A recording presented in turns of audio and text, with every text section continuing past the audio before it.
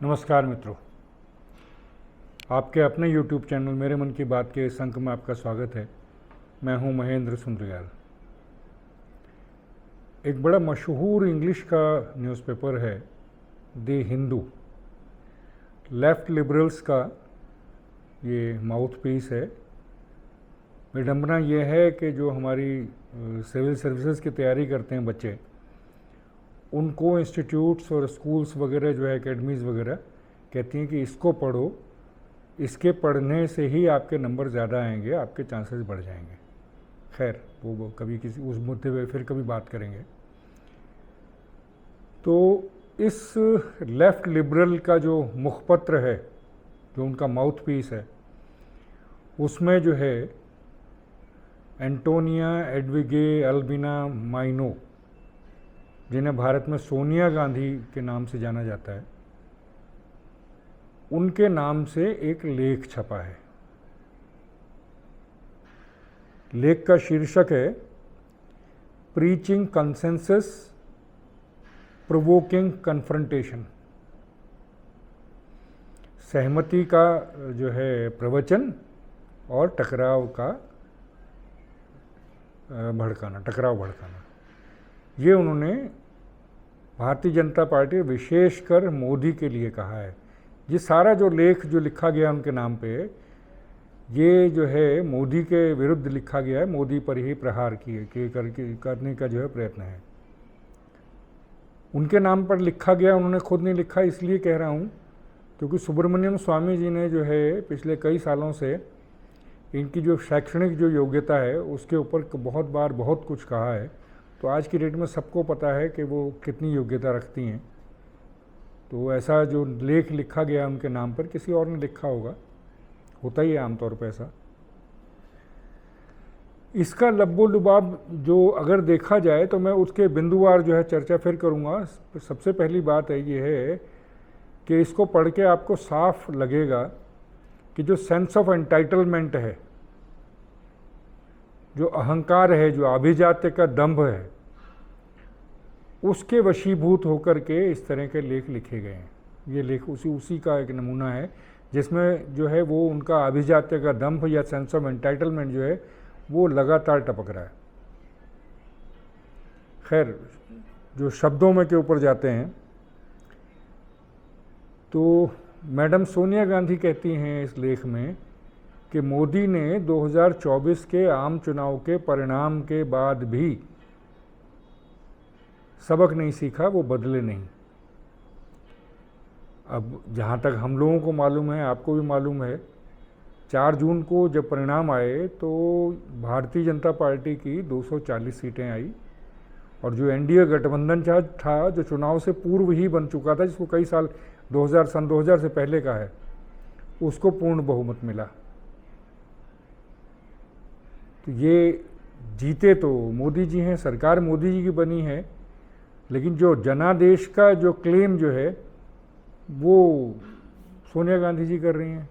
अब क्या तर्क है सिवाय इसके कि मैं हूँ नेहरू की वंश की, मैं राजमाता हूँ कांग्रेस की, तो इसलिए मैं कह रही हूँ कि हम जीते हैं तो हम जीते हैं। तो ये जनादेश जो आया है इसके हिसाब से मोदी को हट जाना चाहिए और मेरे बेटे को, युवराज को जो है वो उसका राज्याभिषेक कर देना चाहिए। लबोलुबाब ये है। कुल 99 सीटें इस बार आई हैं कांग्रेस की। उसके सहयोगियों की उससे ज़्यादा हैं, 234 में से 99 ही कांग्रेस की हैं। लेकिन दंभ ये है कि वो नहीं बदलते। तो ऐसा क्या है कि मोदी हार गए हैं क्या, जो ये कह रही हैं कि बदलना चाहिए था उनको।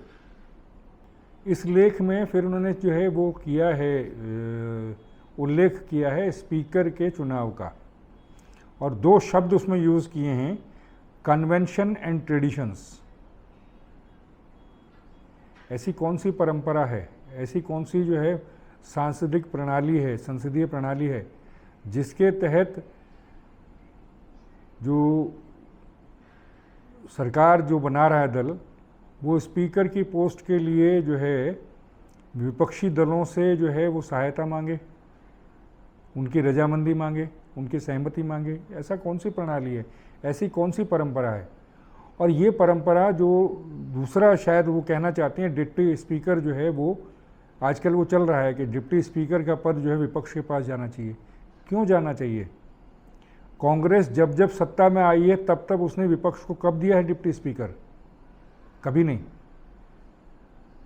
77 से पहले तो कभी हुआ नहीं है। 77 में मोरारजी देसाई की सरकार जब बनी थी तब पहली बार कांग्रेस का डिप्टी स्पीकर मोरारजी देसाई ने जो है वो दिया था। तो वो परंपरा तो कांग्रेस की तो नहीं है। हालांकि मोरारजी देसाई थे तो कांग्रेसी ही पुराने, लेकिन परंपरा तो कांग्रेस की नहीं है। ना वो संसद की किसी उसमें लिखा हुआ रूल बुक में। किसकी बात कर रही हैं?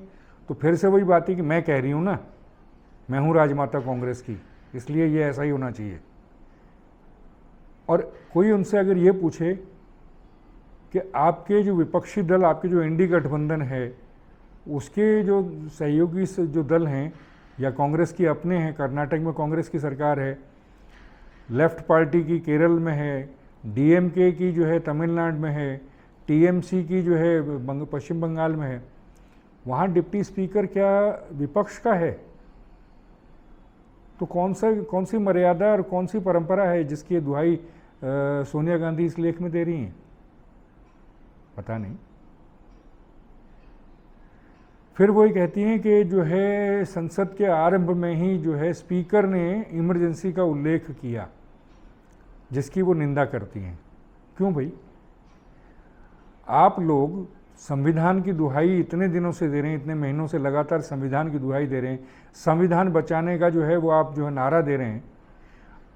आपके लोग जो पार्लियामेंट में शपथ लेने, लोकसभा में शपथ लेने आए तो हाथ में जो है वो संविधान की कॉपी लेकर के आए जिसको हवा में लहराया। तो संविधान का क्लेम अगर आप कर रहे हैं तो ये भी तो लोगों को पता लगना चाहिए ना कि आप ही की पुरोधा, आप ही की जो है पितरी, आपकी जो है दादी इंदिरा गांधी, उन्होंने 1975 में क्या किया था? इमरजेंसी में क्या हुआ था? कौन सा संविधान की रक्षा हुई थी?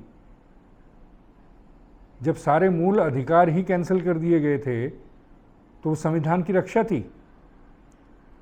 सारे के सारे मेंबर्स ऑफ पार्लियामेंट जो है विपक्ष के, वो सब अंदर कर दिए गए, वो लोकतंत्र की रक्षा थी। जो 42वां संविधान संशोधन किया था वो संविधान की रक्षा थी। मतलब अजीब है। फिर वही दंभ झलकता है कि हम कह रहे हैं, मैं राजमाता हूं, मैंने कह दिया तो मानना पड़ेगा आपको।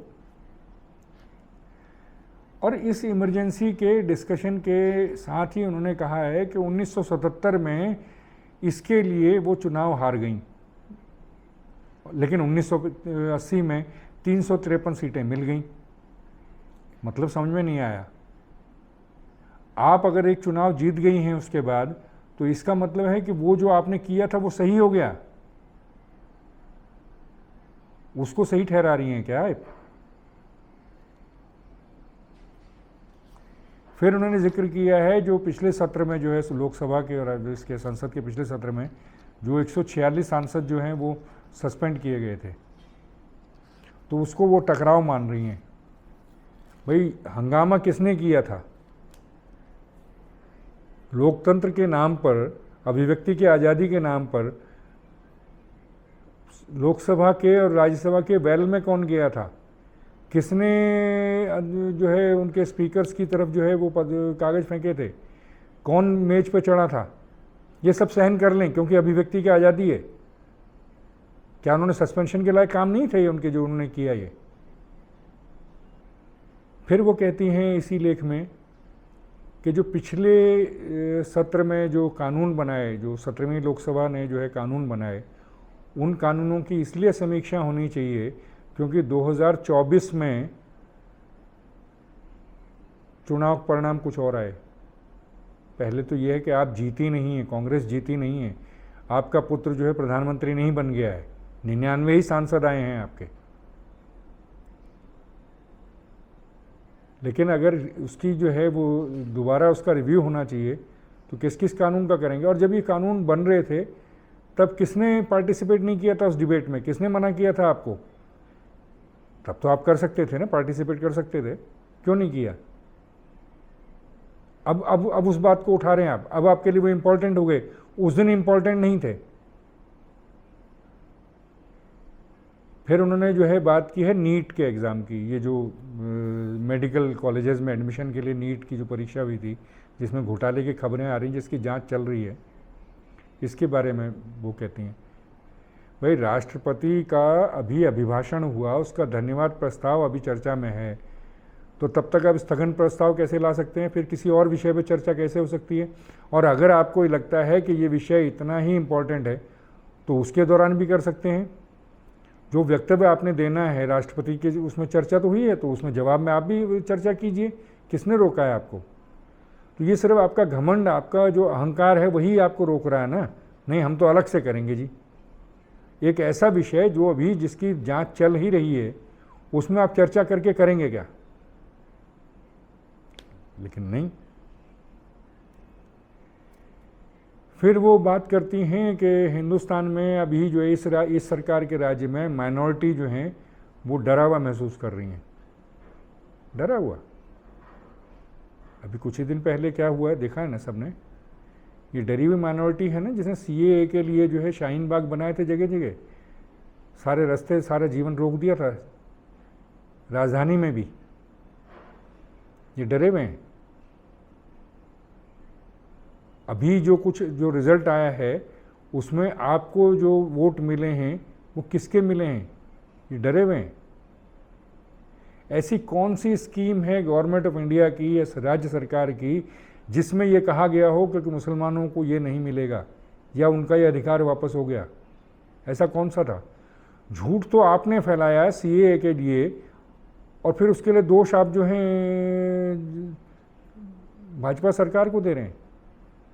वाह भाई, चित भी मेरी, पट भी मेरे, ठैया मेरे बाप का।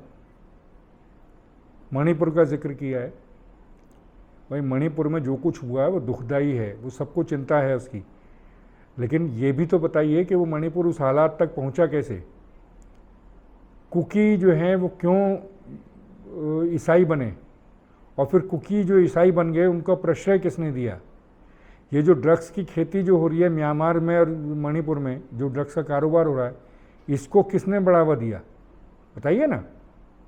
भारतीय जनता पार्टी तो अभी आई है वहाँ सरकार में, उससे पहले कौन था? पूरा नॉर्थ ईस्ट किसने इग्नोर किया? इतने सालों में नॉर्थ ईस्ट में जो हो रहा होने दिया, कोई इंफ्रास्ट्रक्चर डेवलप नहीं किया, कुछ वहाँ के लिए काम नहीं किया। वो किसने किया? तब किसकी सत्ता थी? तब तो कांग्रेस की थी ना। तब क्यों नहीं किया भाई आपने? फिर वो पीएम की स्पीचेस के बारे में कहती हैं, क्या आपने जो स्पीचेस दी उसमें हिंदू मुसलमान नहीं था? आपके अपने मैनिफेस्टो में आपने कहा कि मेजोरिटेरियन के खिलाफ हैं आप। मेजोरिटी किसकी है हिंदुस्तान में? भारत में मेजोरिटी हिंदुओं की है ना, तो किसके खिलाफ है? हिंदुओं के खिलाफ हुआ ना। वो जो मुस्लिम लीग का जो मांग पत्र था उसमें से लेकर के कॉपी पेस्ट करके अपने मैनिफेस्टो में अपने मैनिफेस्टो में किसने डाला? कांग्रेस ने ना, आपने। फिर हिंदू मुस्लिम का जो है पक्षकार, उसकी अपीजमेंट और वो सब कौन लेके आया बीच में? और जाति का विभाजन कौन करने की कोशिश कर रहा था? आज भी कर रहे हैं, बल्कि आप ही की पार्टी ना, आप ही ने।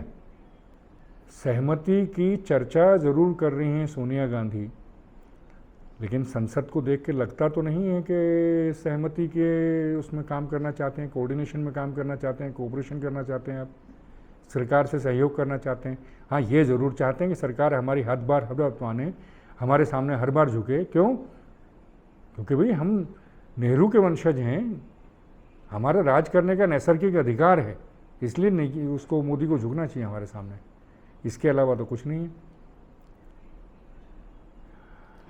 आप सहमति की बात करती हैं, आपने जो है लोकसभा के स्पीकर की पोस्ट के लिए बिना अपने ही सहयोगियों को पूछे आपने कैंडिडेट डिक्लेयर कर दिया, जिस पर ममता बनर्जी ने आपत्ति जताई। आप सहमति की बात करती हैं, टकराव की जो है बचने की बात करती हैं। लोकसभा में स्पीकर के पोस्ट के लिए खड़े होते समय जब आपने नहीं चाहा, इलेक्शन जो है नहीं करवाया, वोटिंग नहीं करवाई, डिवीज़न नहीं करवाया, इसका एक ही मतलब हुआ कि आपको भी पता था कि हमको वोट गलत भी पड़ सकते हैं। और इमरजेंसी का प्रस्ताव, इमरजेंसी की निंदा का प्रस्ताव जब ओम बिरला जी लेके आए, तब पता लग गया होगा आपको कि आपके साथ कौन है और कौन नहीं है। केवल कांग्रेस उसके विरोध में खड़ी थी, उस प्रस्ताव के, निंदा प्रस्ताव के विरोध में। ना तो समाजवादी पक्ष दल खड़ा था, न डीएमके खड़ी थी, न टीएमसी खड़ी थी, केवल कांग्रेस। तो जब आपकी आपस में ही सहमति नहीं है, आप सरकार से सहमति की क्यों दुहाई लगा रही हैं? आपके कर्तव्य तो ऐसे नहीं है कि सहमति की क्यों आप जो दुहाई लगाएं। तो इसका लबोलुआब यही है कि आपका अहंकार, आपका अभिजात्य का दंभ, आपका सेंस ऑफ एंटाइटलमेंट, ये आपको कभी जो है ये स्वीकार नहीं करने दे रहा कि आपके अलावा भी कोई दल सरकार बना सकता है, प्रधानमंत्री बन सकता है और सरकार सफलता के साथ चला सकता है। तो इस लेख का जवाब तो ये है। तो आज के अंक में इतना ही, फिर अगले अंक में मिलते हैं। नमस्कार।